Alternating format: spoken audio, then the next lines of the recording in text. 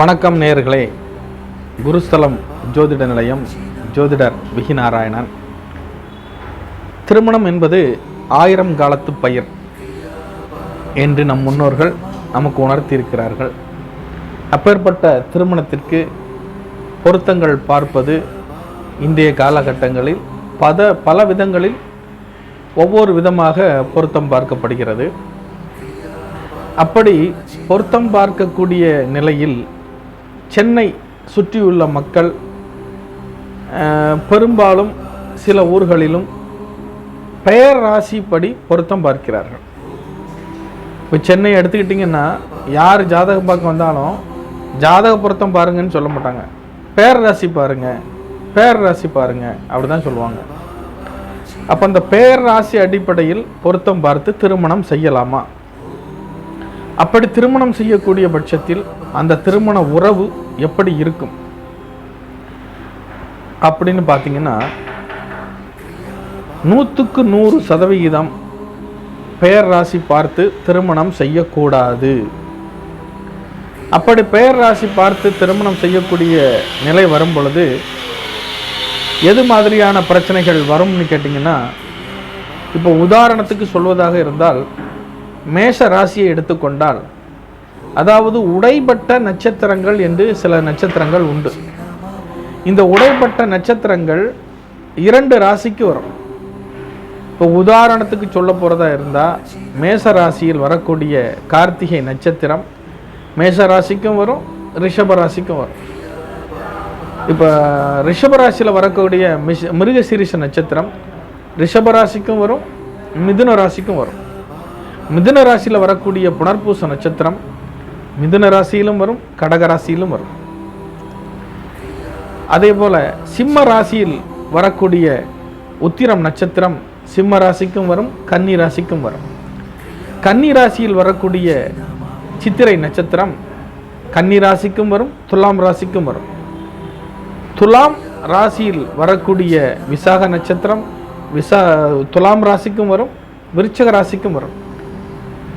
அதே போல தனுசு ராசியில் வரக்கூடிய உத்ராடம் நட்சத்திரம் தனுசு ராசிக்கும் வரும், மகரத்திற்கும் வரும்.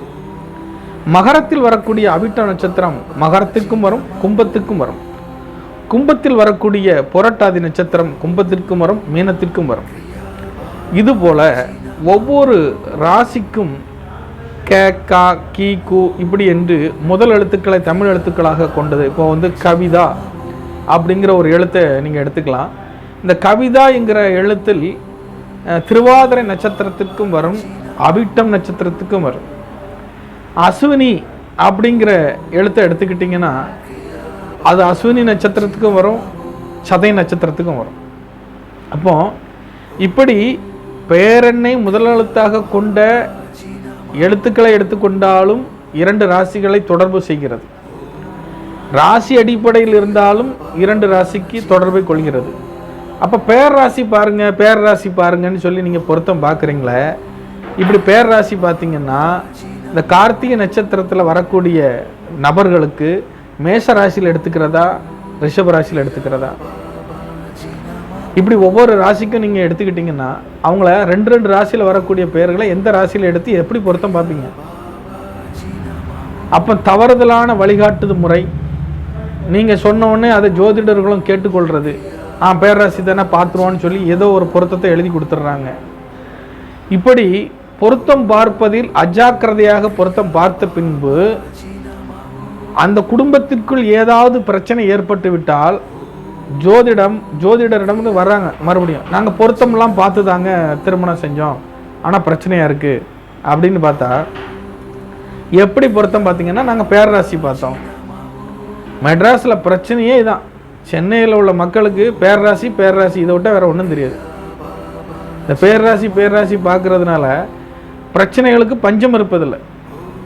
கணவன் மனைவிக்குள்ளே சரியான ஒன்று பொருளாதார ரீதியான நெருக்கடிக்கு அவங்க தள்ளப்படுறாங்க.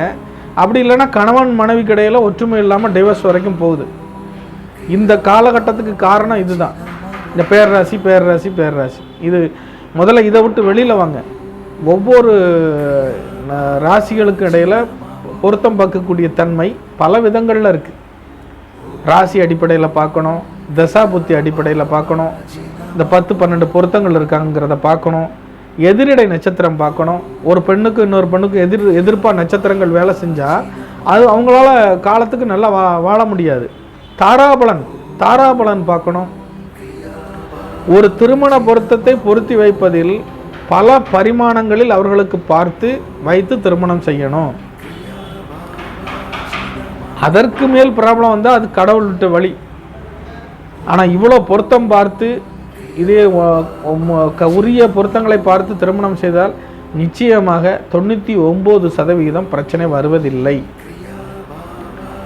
இவங்க ஜாதகங்களை தவறுதலாக கொடுத்து பொருத்தம் பார்க்க சொல்லியிருந்தால் தான் அதில் ஏதாவது பிரச்சனை வருமே ஒழிய முறையான பொருத்தம் பார்த்து திருமணம் செய்தால் பிரச்சனை வராது.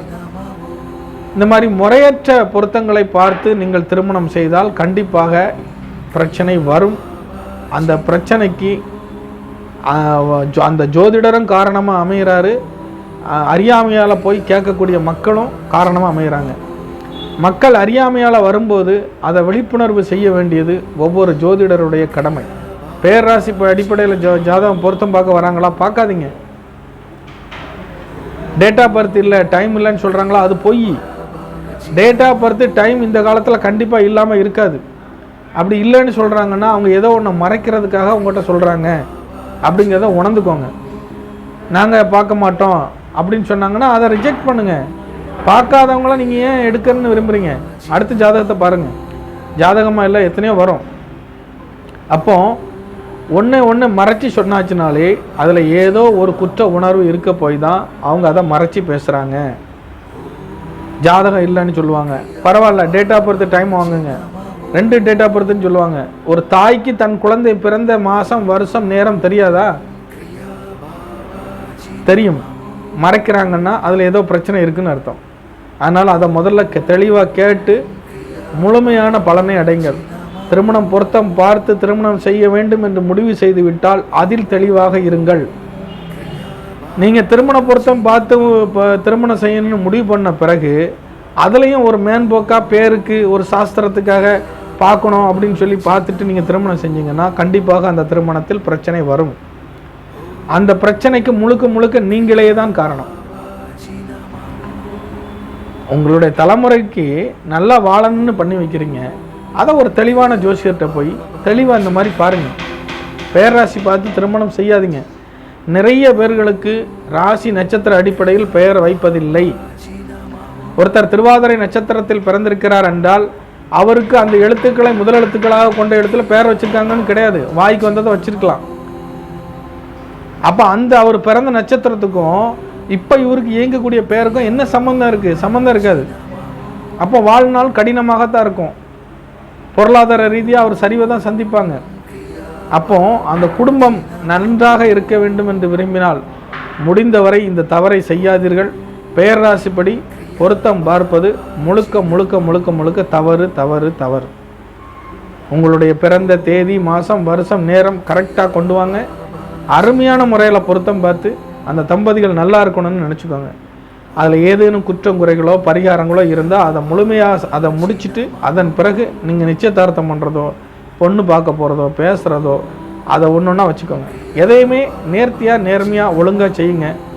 குடும்பம் நல்லாயிருக்கும். எல்லாரும் நல்லா இருக்கணுங்கிற எண்ணத்தில் இந்த வீடியோ வெளியிட்டிருக்கிறேன். உங்கள் குடும்பத்தில் இந்த மாதிரி திருமண பொருத்தம் நல்ல முறையில் பார்க்கணுன்னா என்னை தொடர்பு கொள்ளுங்க. நிறைவான முறையில் பார்த்து நான் கண்டிப்பாக உங்களுக்கு தெளிவு கொடுக்குறேன். நீங்கள் வாட்ஸ்அப்பில் கூட தொடர்பு கொள்ளலாங்க. நன்றி, வணக்கம். ஐயா உண்டு.